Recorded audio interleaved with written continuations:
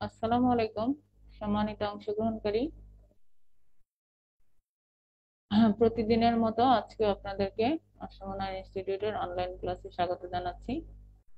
সবাই জয়েন করতে করতে যারা ইতিমধ্যে আমার সঙ্গে জয়েন করেছেন তাদের যদি কোনো কোশ্চেন থাকে বিগত ক্লাস তাহলে করতে পারেন।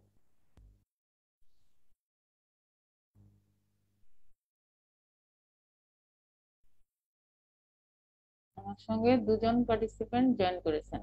তারা যদি এরকম হয় যে অন্যরা জয়েন করতে করতে কোশ্চেন থাকে তাহলে কোশ্চেন করতে পারেন। আসসালামু আলাইকুম। ওয়ালাইকুম আসসালাম। আহ, ম্যাডাম, আমি পাবনা থেকে বলছিলাম। আহ, তো অনেকদিন ধরে আপনাদের ক্লাস করতেছি, তো আজকে আমি মানে ফাইনালি হলো খড়ের প্যাকেট তৈরি করতে চাচ্ছিলাম। জি। মানে ইয়ের জন্য মানে খড় কাটাও হয়ে গেছে। হ্যাঁ, এখন আমার প্রশ্ন হলো যে ড্রামের মধ্যে মোট কত কেজি খড় দিব? যদি আপনি পানিতে চুবিয়ে করবেন না স্টিম দিয়ে করবেন? চুবিয়ে করব, চুবিয়ে। চুবিয়ে করলে 10 থেকে 12 কেজি। একটা নেটের ব্যাগে দশ আচ্ছা, এটা শুকনা শুকনা খড়ই দিব, দশ শুকনা থেকে খাট। বারো কেজি হ্যাঁ, শুকনা খাট 10 থেকে 12 কেজি। আর আর ম্যাডাম, আর এটা হলো আমি যখন পিপিতে ভরবো 18, 12, 18 সাইজের পিপি। সেটা হলো প্যাকেট করার সময়। জি, জি। ও, আচ্ছা, পিপি গুলা কি বড় হলে সমস্যা? মানে আমি দেখছিলাম ওই যে বাবুল আক্তারের ইয়েতে না, দেখছিলাম যে দেখছেন 10 কেজি করে না, ওরা। না, না, এত বড় প্যাকেট করার দরকার নেই। এত বড় প্যাকেটের চেয়ে আচ্ছা। এই 12-18 প্যাকেটে বায়োলজিক্যাল ইফিসিয়েন্সি বেশি। বায়োলজিক্যাল ইফিসিয়েন্সি আর বেশি মানে হচ্ছে যে আমি যে পরিমাণ সাবস্ট্রেট ব্যবহার করছি সেই অনুপাতে ফলন। অনেক বড় প্যাকেট হলে এটা কমপ্লিট হতে সময় লাগে, এখান থেকে রিটার্ন পেতে সময়ের বিষয় আছে। আপনি ছোট প্যাকেট হলে জি। দ্রুত কমপ্লিট হয়ে যাবে এবং এখান থেকে দ্রুত মাশরুম পাবে। ওইগুলো হয়তো আর যারা ম্যাডাম পরীক্ষামূলক অল্প কিছু করেছে, কমার্শিয়ালি অত বেশি এটা করে নাই, অল্প কিছু করেছে। জি, আর ম্যাডাম মানে মানে যেটা মাদার দিয়ে করব, মানে ধানের মাদার দিয়ে করব, নাকি এই যে কাঠের গুঁড়ার বাণিজ্যিক স্পন্ন এটা দিয়ে করব আপনি বীজ কাঠ হিসাবে? আপনি বীজ হিসেবে ভালো মানের কাঠের গুঁড়ার বাণিজ্যিক স্পনও ব্যবহার করতে পারেন। আবার যদি মনে করেন যে না, আমি নিজে ধানের মাদার বানিয়ে নিব, তাহলে ধানের মাদার বানিয়ে নিব। আহ, আর ম্যাডাম, ওই ধানের মাদার যদি আমি করি, হাফ কেজির করে, তো না আমি তো নিজে করতে পারবো না, এটা কিনে নিতে হবে। হাফ কেজির প্যাকেট তো দেখি অনলাইনে পাওয়া যায়। ওইগুলা দিয়ে যদি করি তাহলে আচ্ছা, 18 আপনার সাইজের পিপিতে আপ- কতটুক করে দিব মানে? আপনার আপনার প্রশ্নের অ্যান্সার আমি দিচ্ছি। আমাদের সাথে আমাদের উপপরিচালক মাশরুম উন্নয়নে এই রোদেলা ওইদিকে আসো তো। জয়েন জয়েন করেছেন। স্যার, আসসালামু জি। আলাইকুম। ওয়ালাইকুম আসসালাম। স্যার, স্যার, এখন হ্যাঁ, রাফি পাবনা থেকে স্যার, উনি কিছু কোশ্চেন করতেছিলেন স্যার। হ্যাঁ, তুমি উত্তর দাও, অসুবিধা নেই। রাফি, আপনার জন্য পরামর্শ হচ্ছে যে ধানের মাদার আপনি বাইরে থেকে কিনবেন না। কেন কিনবেন না? আচ্ছা। যে ধানের মাদার আপনি বাইরে থেকে আপনার কাছ থেকে যে পয়সাটা নিচ্ছে এটা অনেক বেশি। তারা কেজি হিসেবে আচ্ছা। বিক্রি করে, যে 1 কেজি মাদারের দাম এত টাকা। ধানের মাদার জি। বানানোর প্রযুক্তিটা খুবই সহজ। আপনি 2 কেজি ধান আর একটা বাণিজ্যিক স্পন হইলে এখান থেকে 10টা মাদার বানাতে পারতেছেন। 250 থেকে 300 গ্রাম জি। ওজনের 10টা মাদার বানাতে পারছেন। এই 10টা দিয়ে আপনি খড়ের প্যাকেট বানাতে পারতেছেন 20টা। তাহলে আপনি কেন জি। এই সহজ প্রযুক্তি থাকতে মানুষের কাছ থেকে ধানের মাদার কিনে নেবেন? আরেকটা সমস্যা হলো, ধানের মাদার আপনি যে কিনে নিচ্ছেন এটা পরিবহনের সময় দেখা যায় যে মাইসিলিয়াম গুলো, যেহেতু ধানের মাদারে এটা প্যাকেটটা লুজ থাকে, টাইট থাকে না, মাইসিলিয়াম গুলো পরিবহনের সময় ভেঙে যাচ্ছে, নষ্ট হয়ে যাচ্ছে। এই জন্য ধানের মাদারটা জি। নিজে বানালেই ভালো। আর যদি মনে করেন যে না, আমি ধানের মাদার নিজে বানাবো না, তাহলে আপনি বাণিজ্যিক স্পন বাইরে থেকে কালেক্ট করবেন। অবশ্যই প্যাকেটটা নেক সহ কালেক্ট করবেন। জি। প্যাকেটের প্যাকেটের মুখে যে নেক থাকে, নেক তুলা সহ কালেক্ট করবেন। এমনি যদি প্যাকেটের দাম 15 টাকা হয়, আরো 2 টাকা বেশি নিবে বা 2.5 টাকা বেশি নিবে নেক এবং তুলার জন্য। এটা সহ কালেক্ট করলে প্যাকেটটা ভালোভাবে আপনার যাবে এবং এটা পরবর্তীতে বীজ হিসেবে ধানের খড়ে ব্যবহার করতে পারবেন। জি। ক্লিয়ার হয়েছে না? আহ, একটা, জি, ক্লিয়ার হলাম ম্যাডাম। একটা হলো কাঠের স্পন থেকে মানে কয়টা প্যাকেট তৈরি হবে? দুইটা? না, একটা কাঠের গুঁড়ার বাণিজ্যিক স্পন থেকে আপনি 12-18 সাইজের 3টা প্যাকেট করবেন। তিনটা। আচ্ছা। আর ম্যাডাম চাইলে বাহিরে তো চাইলে আপনি কাঠের, চারটাও করতে পারেন, চাইলে চারটাও করতে পারেন, তিনটা করলে বীজটা একটু বেশি দিলে তাড়াতাড়ি কমপ্লিট হবে। আর ম্যাডাম বাহিরে তো কাঠের গুঁড়া স্পনের দাম 25 টাকা করে নেয় ওরা, আপনাদেরটা একটু রেট কম আছে। হ্যাঁ, আমাদেরটা 15 টাকা, সবাই 25 টাকা নেয় না, যে যেমন পারে আর কি, সবাই 25 টাকা নেয় না। আর হ্যাঁ, আচ্ছা যাদের ম্যাডাম, আরেকটা কথা যাদের হলো, যাদের অল্প স্বল্প লাগবে, ধরেন 50-100 এরকম, সেইগুলো জি, ইনস্টিটিউট থেকে দেওয়া সম্ভব আর কি।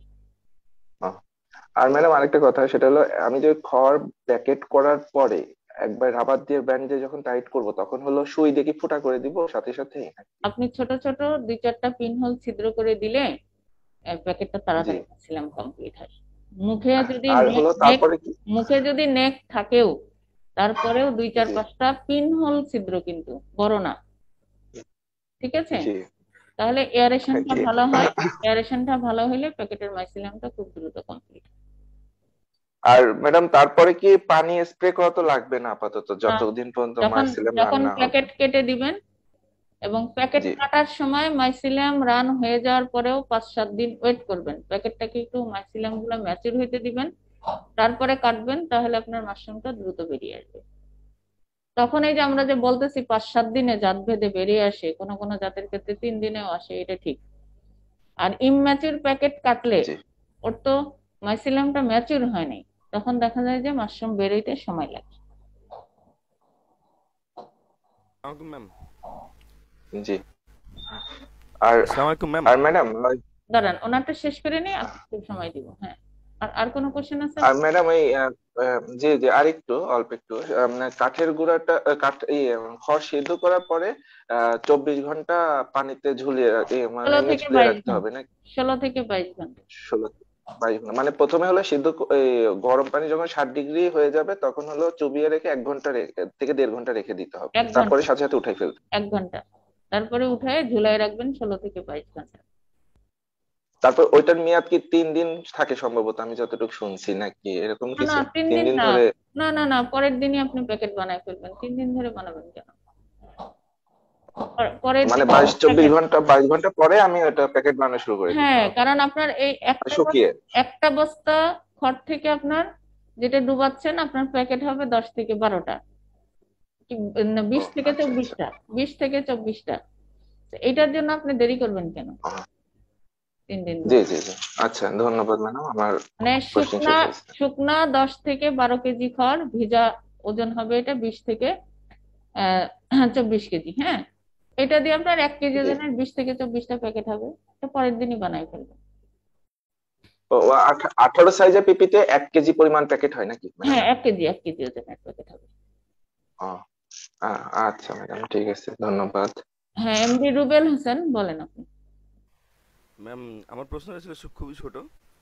আহ, আমি একটা জিনিস জানতে চাচ্ছিলাম, সেটা হলো যখন আমরা টিস্যু করব, টিস্যু করার পরে যখন আমরা ইনোকুলেশন করব, তো ইনোকুলেশনটা সব থেকে বেশি ভালো হয় ধানের মাদারে নাকি কাঠের গুঁড়িতে?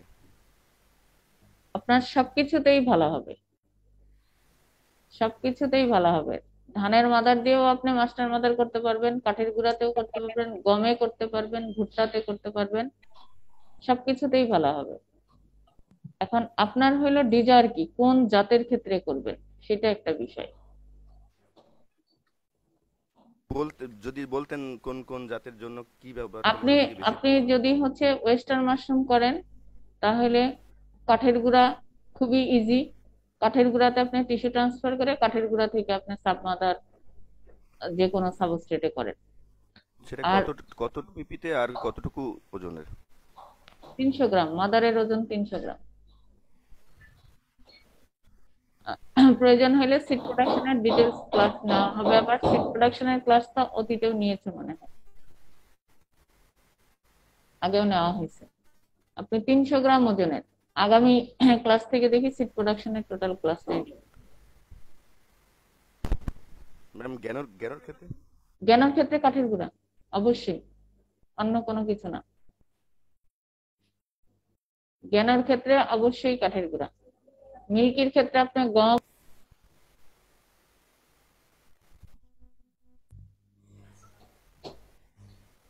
ওই বিদ্যুৎ নাই, বিদ্যুৎ নাই, বিদ্যুৎ নাই। তাহলে ফেলে যায় কেন?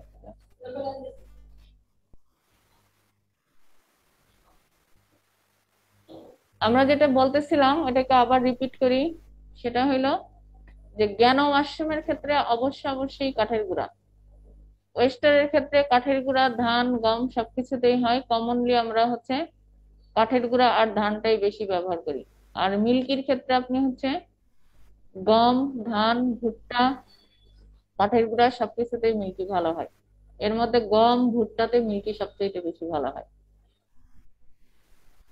হ্যাঁ বলেন জি ম্যাম। রুবেল হোসেন, আপনি বলেন আর কোনো কোশ্চেন আছে কিনা। ম্যাম আমার আরেকটা প্রশ্ন হলো, আমি এই মুহূর্তে এই মুহূর্তে 1000 প্যাকেট কাঠের খড়ের প্যাকেট দিতে যাচ্ছি। তো সেই ক্ষেত্রে আমার মাদার তৈরি হয়েছে, কিন্তু মাদার তৈরি হয়েছে 90টা, মাস্টার মাদার। আর এখন কি আমি 1000 প্যাকেট তৈরি করব নাকি এটা স্টপ করে দিব, আপনি যে আমার হচ্ছে মাস্টার ফলনটা আসার জন্য? মাস্টার মাদার দিয়ে খড়ের প্যাকেট করার প্রয়োজন নাই। জি। আপনি এই মাস্টার মাদার থেকে আবার আপনি সাব মাদার করে নেন। তারপরে হইলো এখান থেকে সেই সাব মাদারটা বা মাদারটা আপনি ব্যবহার করতে পারেন খড়ের প্যাকেটে, অথবা বাণিজ্যিক স্পন ব্যবহার করতে পারেন। মাস্টার মাদার দিয়ে খড়ের প্যাকেট করার কোনো দরকার নেই। ম্যাম এখন তো গরম চলে আসতেছে সামনে, আমরা কি এটা করতে পারবো হ্যাঁ করতে বা করা পারবেন ঠিক আপনি। হবে কি? আপনি প্যাকেটটা হচ্ছে এখনো, এটা জানুয়ারি মাস, পুরা জানুয়ারি মাস আপনি হচ্ছে শুধু খড় দিয়ে প্যাকেট বানাতে পারেন। আর যখন ফেব্রুয়ারি পড়ে যাবে তখন অর্ধেক খড় অর্ধেক কাঠের গুঁড়া, এবং প্যাকেট সাইজটা ছোট করে নিয়ে আসবেন 9-12 এরকম। পুরা জি ম্যাম। জানুয়ারি মাস আপনি খড়ের প্যাকেট করতে পারবেন।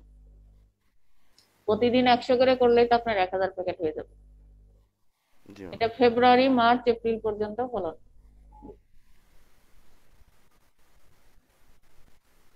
ধন্যবাদ ম্যাম।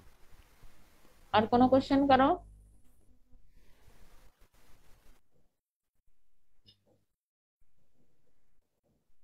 সম্মানিত অংশগ্রহণকারী, যদি আর কারো কোনো কোশ্চেন না থাকে, গতদিন একজন আমাকে কোশ্চেন করেছিলেন মাশরুমের সংগ্রহোত্তর ব্যবস্থাপনা সম্পর্কে। তাহলে আমি এই ক্লাসটা নিব, তার আগে কারো যদি কোনো কোশ্চেন থাকে তাহলে করতে পারেন।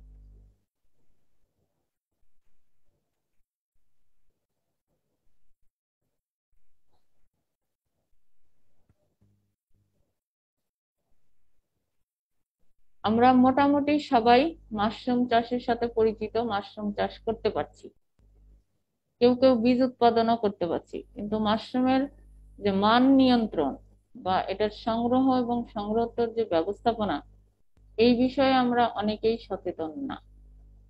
আমরা যদি ভালো মানের মাশরুম পেতে চাই তাহলে আমাদেরকে কি করতে হবে, এবং মাশরুম সংরক্ষণের যে বিষয়টা, কিভাবে সংরক্ষণ করব কিভাবে সংগ্রহ করব। তাহলে প্রথমে আসি যে মাশরুম সংরক্ষণ। এই তাজা মাশরুম সংরক্ষণের ক্ষেত্রে আমরা গরমের দিন হইলে 1 থেকে 2 দিন, এবং শীতের দিন হইলে 2 দিন 3 দিন 4 দিন পর্যন্ত আমরা বাইরে রেখে এটা সংরক্ষণ করতে পারি। আমরা যদি ফ্রিজের নর্মাল চেম্বারে রাখি সিলিং করে, তাহলে এটা 5-6 দিন 7-8 দিন এরকম বলা হয়। কিন্তু যদি মাশরুমের মান খুব ভালো থাকে এবং সঠিক সময়ে এটা সংগ্রহ করা হয়, তাহলে দেখা গেছে গবেষণায় যে 13 দিন পর্যন্ত রাখলেও মাশরুমের কোনো কালার চেঞ্জ হয় না এবং কোনো নষ্ট হয় না। আর প্যাকেট করার সময় অবশ্যই আমরা ছোট ছোট করে প্যাকেট করে রাখবো। আমরা যদি ফ্রিজে রাখি 250 গ্রামের বেশি বড় প্যাকেট করব না। কারণ নিয়ম হচ্ছে যতটুকু মাশরুম একবারে আমার প্রয়োজন ততটুকুই বের করে খেয়ে ফেলবো। এই প্যাকেট খুলে আবার যদি রেখে দেই তাহলে এটা মাশরুমের মান ভালো হবে না। আর আমরা যদি মাশরুম শুকিয়ে সংরক্ষণ করি তাহলে দেখা যায় যে ভালোভাবে এটা যদি আমরা সান ড্রাই ওভেন ড্রাই যেভাবেই ড্রাই করি না কেন, ভালোভাবে ড্রাই করলে এই মাশরুমটা আমরা 6 মাস 1 বছর, এমনকি দেখা গেছে 2 বছর পর্যন্ত রেখে সংরক্ষণ করে এটা রাখা সম্ভব। এখন এই সমস্ত জিনিসগুলো সম্ভব হবে কখন? যদি আমার মাশরুমের মান ঠিক থাকে, গ্রেড 1 হয়। কিন্তু দেখা যায় যে অনেকেই মাশরুম সংগ্রহ করতেছে ভিজা ভিজা পানি অবস্থায়, পানি দিছে তার 2 ঘন্টা পরেই মাশরুম সংগ্রহ করতেছে, মাশরুমটা ওভার ম্যাচিউর হয়ে গেছে তারপরে সংগ্রহ করতেছে। দেখা যাচ্ছে যে মাশরুম সংগ্রহ করছি কাঠের গোড়ায় লেগে আছে, সেই কাঠের গুঁড়া সারা মাশরুম সহ ছড়াই যাচ্ছে। এই জাতীয় বিষয়গুলো যদি হয়, মাশরুম হারভেস্ট করেছি, মাশরুমটা হারভেস্ট করে প্যাক করে আমি যে দোকানে দিয়ে আসছি, আমার দায়িত্ব শেষ, সে রোদ পড়তেছে রোদের মধ্যে রেখে দিছে, তাহলেও কিন্তু মাশরুম আমরা যেভাবে বলতেছি যে এতদিন থাকবে বা এইভাবে থাকবে, এটা কিন্তু হবে না। তাহলে সেই বিষয়গুলা কিন্তু আমাদের অবশ্যই মাশরুমের মান নিয়ন্ত্রণের ক্ষেত্রে খেয়াল করতে হবে। তাহলে মাশরুম সংগ্রহের সময় আমরা যদি যথাসময়ে মাশরুম সংগ্রহ করতে চাই, তাহলে কি হবে, আমরা সংরক্ষণকাল বেড়ে যাবে এবং চাষি লাভবান হবে। তাহলে ওয়েস্টার্ন মাশরুম সংগ্রহের ক্ষেত্রে আমার নিয়মটা কি, আমরা এই মাশরুমের চেহারাটা একটু দেখি। মাশরুম যথেষ্ট বড় হবে, কিন্তু মাশরুমের পিলিয়াসের শিরাগুলা ঢিলা হবে না, অথবা কিনারা পাতলা হয়ে যাবে না, ফেটে যাবে না, উপরের অংশটা যথেষ্ট মসৃণ থাকবে, গ্লোসি থাকবে। এইরকম অবস্থায়, এই কাটার আগে এইরকম অবস্থায় মাশরুম সংগ্রহ করতে হবে। তাহলে দেখা যাবে যে মাশরুমের মানটা ভালো থাকবে। এবং কি করতে হবে, মাশরুম সংগ্রহের 12 থেকে 18 ঘন্টা পূর্বে অবশ্যই পানি স্প্রে বন্ধ করতে হবে, তাহলে আমার মাশরুমের মান ভালো থাকবে। এই যে ভালো আছে কিনা বুঝবো কি করে, আকারের ক্ষেত্রে ক্লিয়ার যথেষ্ট কম্প্যাক্ট থাকবে, বর্ণর ক্ষেত্রে কি হবে, জাতের বর্ণ ঠিক থাকবে। যেমন দেখবেন পিঙ্ক কালারের মাশরুম, তারপরে এই যে আমরা যারা পিওটেন চাষ করতেছি অ্যাশ কালার, এই মাশরুম গুলো কি হয়, যখনই ওভার হয়ে যায় এই জাতের বর্ণ কিন্তু ঠিক থাকে না, কালারটা ফেড হয়ে যায়। গ্রেড 1 মাশরুম যেটা, তাতে কোনো দুর্গন্ধ থাকবে না। অর্থাৎ আমরা যদি ওই যে পানি স্প্রে আগে বন্ধ করি, উপযুক্ত ম্যাচুরিটি স্টেজে হারভেস্ট করি, এই অবস্থায় যদি প্যাক করি, কোনো গন্ধ থাকবে না। আর পানি পানি থাকা অবস্থায় যদি মাশরুম তুলে সেটা পিপি ব্যাগে ভরে সিলিং করি, তখন দেখবেন যে খোলার পরে এখান থেকে একটা বাজে গন্ধ আসবে। এই যে সেই আর্দ্রতা পরীক্ষা, হাতে নিলে পিলিয়ে মনে হবে কোনো ভেজা ভাব লাগবে, ভেজা ভাব। আসো আসো খাওয়াতে পাবে আসো। সম্মানিত অংশগ্রহণকারী, আপনারা যারা ক্লাস করতেছেন একটু মিউট থাকেন, যার কথা বলার প্রয়োজন হবে পরে নিজেকে আনমিউট করে। হ্যাঁ, হুম। কোনটা?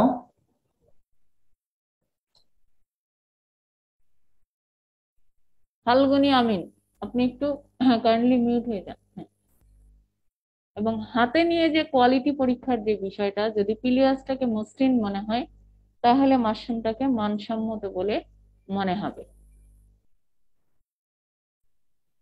এই সংরক্ষণের জন্য প্যাকেটের যে বৈশিষ্ট্য হবে, এই পিপির পুরুত্ব 0.02 মিলির নিচে হবে না। এই পিপির পুরুত্বও কিন্তু একটা বড় ফ্যাক্টর সংরক্ষণ কোয়ালিটির জন্য। গ্রেডিং করতে হবে, জাত এবং গ্রেড ভিত্তিক প্যাকেট ভিন্ন হবে। আমার যদি দেখা যায় যে ছোট বড় ভাঙ্গা সব প্যাকেট একটা, সব মাশরুম একসাথে মিশিয়ে দিচ্ছি, সেই ক্ষেত্রে কিন্তু আমার মাশরুমের সংরক্ষণকাল কমে যাবে। কারণ একই মানের একই মাপের যে মাশরুম গুলো একসাথে রাখবো আর ভাঙ্গা বা এরকম যখন রাখবো, তখন শোষণ বেড়ে যাবে এবং সংরক্ষণকাল কিন্তু কমে যাবে। প্যাকেটে পোকামাকড়ের উপস্থিতি এবং পোকা ক্ষতিগ্রস্ত কোনো মাশরুম থাকবে না, অর্থাৎ সবগুলো মাশরুম সেম কোয়ালিটির হবে, এ বি সি গ্রেড এরকম ভাগ করে নিয়ে তারপরে আমরা প্যাক করব। কোনো রোগ বালাইয়ের আক্রমণ থাকবে না। সিলিং প্যাকেট গুলোকে বায়ু রোধী করে সিলিং করতে হবে। আমরা সিলিং মেশিন দিয়েও করতে পারি, আবার চাইলে মোমবাতির সামনে স্কেল দিয়ে ধরে, এরকম যদি একটা স্কেল থাকে, হ্যাঁ, স্কেল দিয়ে পিপি এখানে ধরে তারপরে আমরা এরকম ভাঁজ করে দিয়ে, পিপির এখানে ধরলাম, এরকম ভাঁজ করে দিলাম, দিয়ে মোমবাতির সামনে ধরেও সিলিং করতে পারি। এইভাবে আমরা তাজা বিভিন্ন mushroom, button, oyster, shiitake, milky এরকম করতে পারি। এই যে দেখেন বলা হয়েছে জাতের বর্ণ ঠিক থাকবে, যখনই ওভার হয়ে যাবে তখন এই কালার গুলো ঠিক থাকে না, কালার গুলো ফেড হয়ে যায়। যদি আমরা মিল্কি মাশরুমের কথা বলি, এই মিল্কি মাশরুমের সংরক্ষণকাল সবচেয়ে বেশি এবং এমনিতেই বাইরে 5-7 দিন রেখে সংরক্ষণ করা যায়। এটার সংগ্রহের উপযুক্ত সময় হলো বাটন সাইজ, অর্থাৎ এটার আকার 4 থেকে 5 ইঞ্চি হবে। হ্যাঁ, এইরকম অবস্থায় কিন্তু এটা আমরা যদি সংগ্রহ করি, ধবধবে সাদা থাকে, এটার বাজার মূল্য বেড়ে যায় এবং সংরক্ষণকাল বেশি হয়। ঋষি মাশরুমের ক্ষেত্রে গত ক্লাসে আমি বলছি যে হারভেস্টের উপযুক্ত যতক্ষণ পর্যন্ত কিনারা সাদা থাকবে ততক্ষণ পর্যন্ত এটা হারভেস্টের অনুপযোগী। যখন সাদা কিনারাটা মিলাই যায়, পুরাটা লালচে হয়ে যাবে, তখন এটা তোলার উপযোগী। শিতাকে মাশরুমের ক্ষেত্রে দেখেন পিলিয়াস গুলো এরকম কম্প্যাক্ট থাকবে, ফুটে যদি ছাতার মতো হয়ে যায় তাহলে এটার বাজার মূল্যও কমে যাবে, সংরক্ষণ কালও কমে যাবে। অনুরূপ ভাবে যে বাটনের ক্ষেত্রেও এরকম কম্প্যাক্ট থাকবে, যখনই ফুটে যাবে তখন এটার বাজার মূল্যও কমে যাবে, সংরক্ষণ কালও কমে যাবে। এখন আমরা আসি যে মাশরুম যে আমরা সংগ্রহ করব, এই সংগ্রহের কৌশল। মাশরুম সংগ্রহের সময় কিন্তু যদি আমি ঠিক মতো সংগ্রহ না করি তাহলেও কিন্তু আমার মাশরুমের মান কমে যেতে পারে। যেমন আমরা মাশরুম সংগ্রহের সময় 5 আঙ্গুলের সাহায্যে আলতোভাবে মোচড় দিয়ে কিন্তু মাশরুমটা তুলি। যদি টানা ছেঁচড়া করে তুলি, মাশরুম আগেই ভেঙে যায় বা হয়, তাহলে কিন্তু সংরক্ষণকাল কমে যাবে। এবং সংগৃহীত মাশরুমের যে গোড়াটা, গোড়াটা কেটে কিন্তু পরিচ্ছন্ন করে গ্রেডিং করতে হবে। সেই গোড়াটা কাটার সময় দেখা যায় আমরা কি করি, যে কালচার হাউসে যখন উঠাই মাশরুম, তখন দেখা যায় যে কাঠের গুঁড়া সহ গোড়াটা একটার উপর রাখতেছি, আবার আরেক মাশরুমের উপর রাখতেছি, তখন মাশরুমের উপর দিয়ে কাঠের গুঁড়া লেগে যায়। সবচেয়ে ভালো হইলো আমার ঝুড়ি থাকবে, কেচি থাকবে হাতে, আমি ওই হাতেই গোড়ার কাঠের গুঁড়া কেটে ফেলে দিয়ে নিয়ে তারপরে মাশরুমটা ঝুড়িতে বা গামলায় দিব। যদি একই সাথে দেখা যায় যে আমি মাশরুম তুলতেছি, ওইটার গোড়ার কাঠের গুঁড়া আবার আর এক মাশরুমের উপর রাখতেছি, সেই ক্ষেত্রে কিন্তু আমার মাশরুমের কোয়ালিটি বা মান কমে যায়। এই বিষয়টা কিন্তু অবশ্যই খেয়াল করতে হবে। এখন মাশরুম কেন সংরক্ষণ করা উচিত বলবেন কেউ?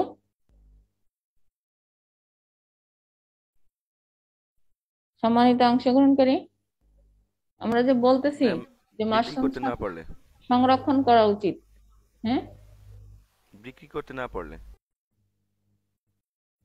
না বিক্রি করতে না পারলে সেটা তো পরের বিষয়। আমি যদি ঠিক মতো সংগ্রহ এবং সংরক্ষণ করি তাহলে কি হবে, সংরক্ষণকাল বেড়ে যাবে, আমি দীর্ঘ সময় ধরে তখন এটাকে বিক্রি করতে পারবো। আর যদি আমি ঠিক মতো সংরক্ষণই না করতে পারি, সংগ্রহই না করতে পারি, তাহলে তো আমি দীর্ঘ সময় ধরে এটা বিক্রি করতে পারবো না। আমার মাশরুমের মানটা যদি ভালো না হয়, বাজারে নিয়ে যাওয়ার 2-2.5 ঘন্টার মধ্যে নষ্ট হয়ে যায়, 3 ঘন্টার মধ্যে 4 ঘন্টার মধ্যে নষ্ট হয়ে যায়, তাহলে কি আমি লসে পড়ে যাব না?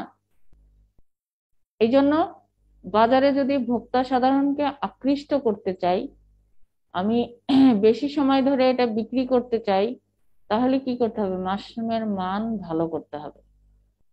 মাশরুমের মান ভালো করে এটাকে ঠিক মতো সংগ্রহ এবং সংরক্ষণ করলেই মাশরুমের মান ভালো হবে, তাতে ক্রেতা আকৃষ্ট হবে, মাশরুম কিনবে, আমার বিক্রি বেড়ে যাবে, বাজারে এটার চাহিদা বাড়বে। ক্লিয়ার হয়েছে কিনা আমরা?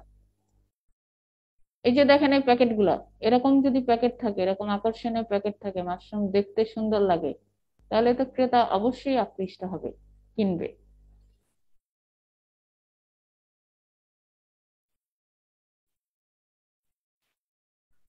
ম্যাডাম, এই মাশরুম গুলো কি পিপি র্যাপ ব্যাগে রাখা ভালো হবে, না এইখানে ছবিটা যেটা দেখছি এটা এইভাবে রাখলে সংরক্ষণটা ভালো হবে? পিপি পিপি ব্যাগে ভালো হবে, এরকম ওয়ান টাইম বক্সে উপরে সেলোফেন দিয়ে সেটাও ভালো থাকে। কমার্শিয়ালি আসলে পিপি ব্যাগেই লাভজনক। আমরা যদি অল্প স্বল্প, এটা আসলে মার্কেটের বুঝে আর কি, সব জায়গায় এরকম প্যাকেট যাবে না।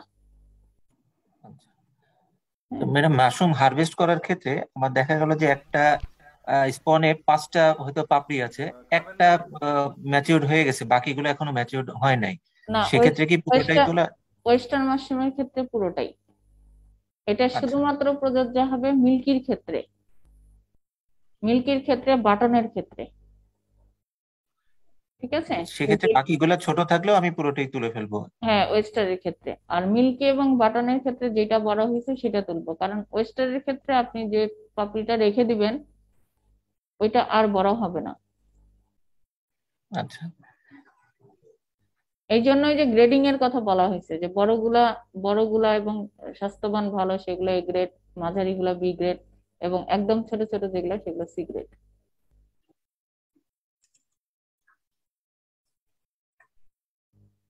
এছাড়া ফ্রেশ মাশরুম আরো কিভাবে রাখা যায়, সেটা হচ্ছে যে আমরা যদি ব্লাঞ্চিং করে ডিপ ফ্রিজে রেখে দেই তাহলেও এটা 6 মাস রাখা যায়। তবে ওতে আমার মনে হয় যে স্বাদের কিছুটা হেরফের হয়, ওরকম খুব একটা ভালো লাগে না। 2% লবণ দ্রবণে আমরা 2 থেকে 3 মিনিট যদি এটা মাশরুমটাকে সেদ্ধ করে তারপরে পানি ঝরিয়ে বক্সে ভরে ডিপ ফ্রিজে রাখি, তাহলে এটা দীর্ঘদিন রাখা যায়, 6 মাস পর্যন্ত রাখা যায়।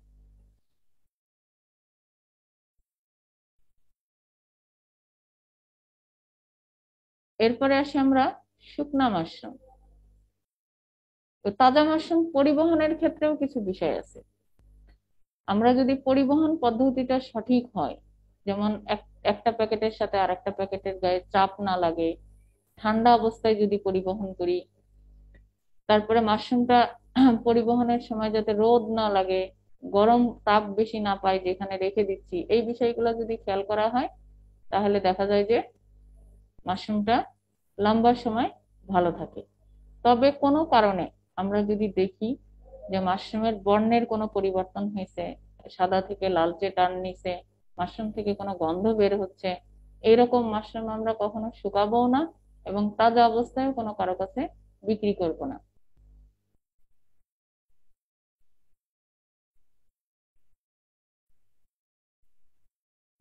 এই ক্ষেত্রে আমাদের চাষ ঘরে কি কি বিষয় করণীয় আছে। আমি যদি গ্রেড 1 প্যাকেট পেতে চাই, যে কথাটা সবসময় বলা হয় ক্লিন কাল্টিভেশন, এক কথাই শেষ। আমার যদি পরিষ্কার পরিচ্ছন্ন চাষাবাদ হয় তাহলে আমরা অবশ্যই এ গ্রেডের মাশরুম পাবো। তাহলে 3টা বিষয় অবশ্যই জরুরি: পরিষ্কার পরিচ্ছন্ন চাষাবাদ, পানি স্প্রে 12 থেকে 18 ঘন্টা পর্যন্ত বন্ধ করতে হবে মাশরুম তোলার, এবং আরেকটা যে কাজ করতে হবে, উপযুক্ত ম্যাচুরিটি স্টেজে মাশরুম হারভেস্ট করতে হবে।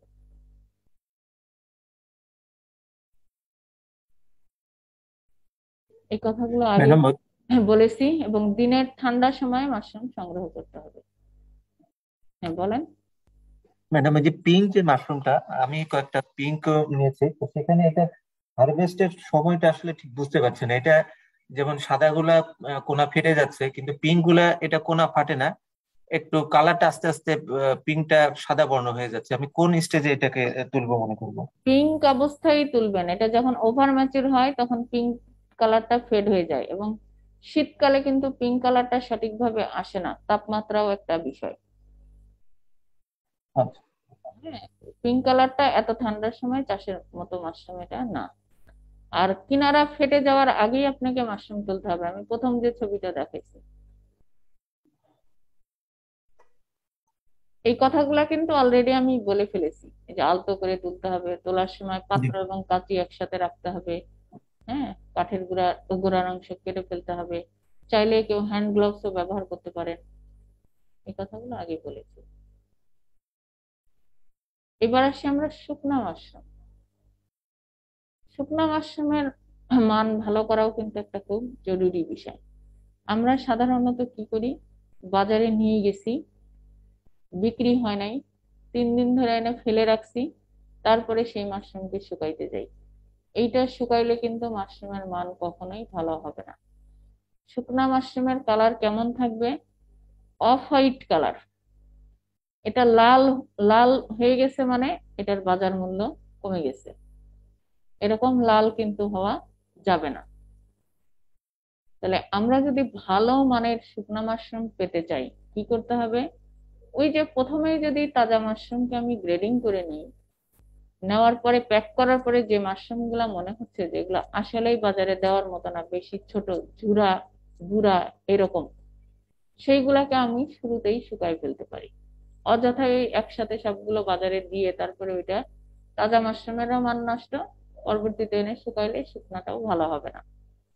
তাহলে প্রথমে গ্রেডিং করে যেগুলা তাজা অবস্থায় বিক্রির মতো না সেগুলাকে আগেই শুকাইতে পারি। এবার আসি যে বাজার থেকে আমার ফেরত আসতে মাশরুম, ফেরত আসার পরে আমি যদি ভালো মানের শুকনো মাশরুম পেতে চাই তাহলে ওই মাশরুম গুলাকে পিপির ভিতরে ওই অবস্থায় রাতে কখনোই রেখে দিব না। পিপির ভিতর থেকে আমি বের করে টেবিলের উপরে ছড়াইয়ে আমি যদি হালকা করে ফ্যান ছেড়ে দিয়ে রাখি তাহলে দেখা যাবে যে আমার মাশরুমের মানটা ভালো হবে। আমার ছায়ায় একদিন শুকাইলো, তারপরে পরের দিন আমি সুন্দর করে এটা রোদে শুকায় নিলাম। সেই রোদে শুকানোর ক্ষেত্রে অবশ্যই ইলিয়াসটাকে উপর করে দিতে হবে, অর্থাৎ গিল যে পাশটা সেই পাশটা থাকবে রোদের দিকে, আর মসৃণ যে পাশটা সেই পাশটা থাকবে হলো নিচের দিকে।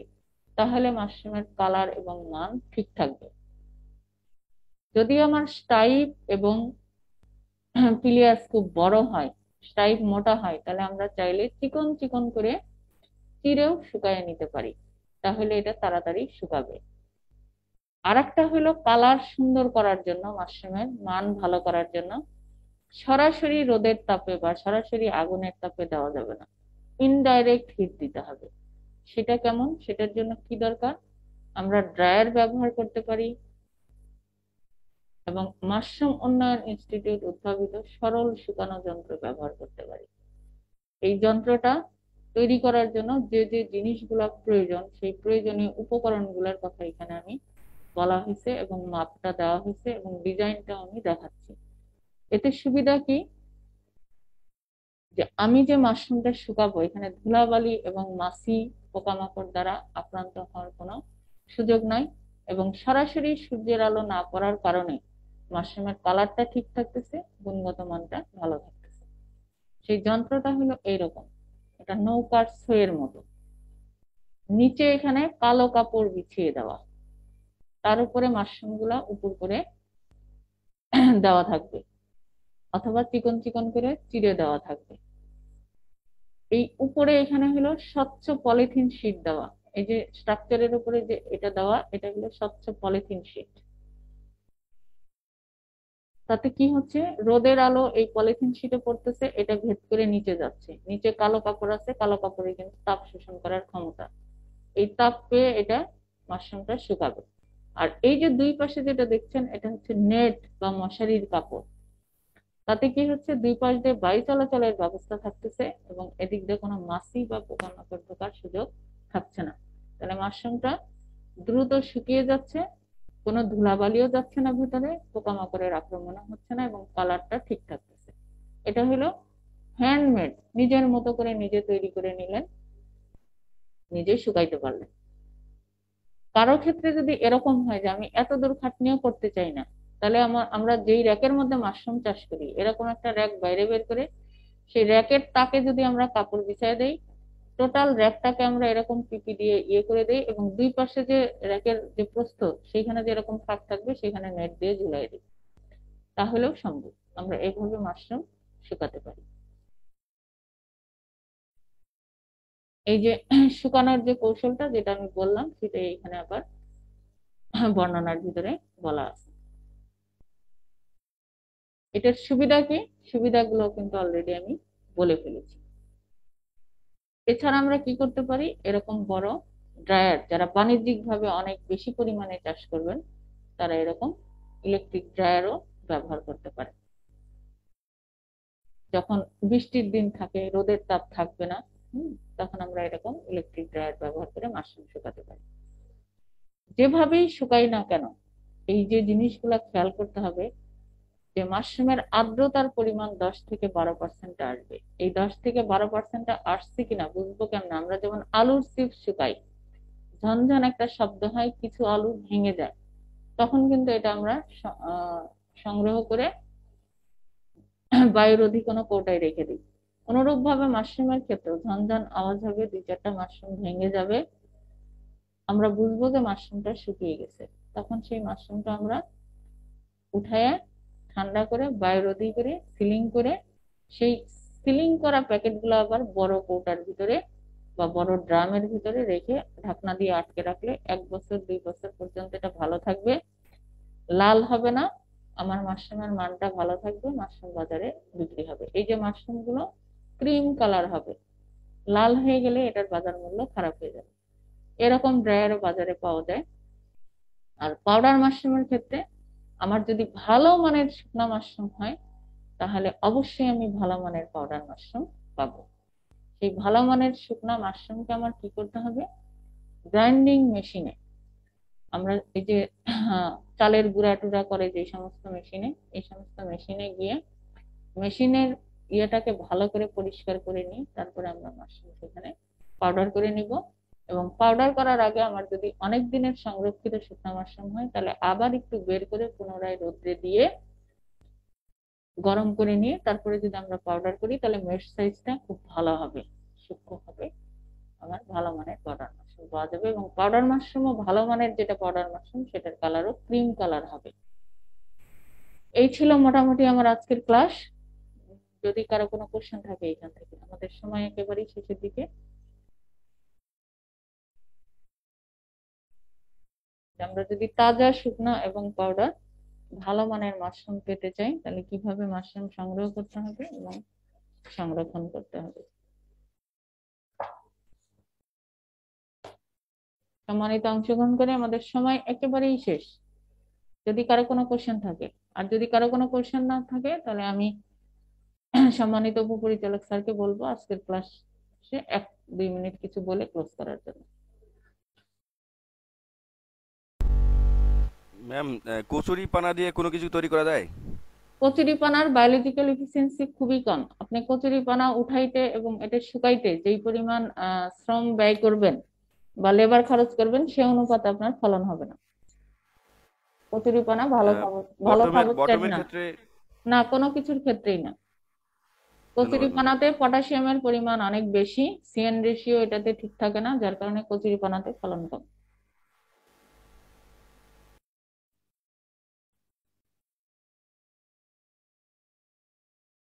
আর কারো কোনো কোশ্চেন আছে? মনে হয় নাই। তাহলে আমি উপপরিচালক স্যারকে বলবো আজকের ক্লাসটাকে ক্লোজ করার জন্য।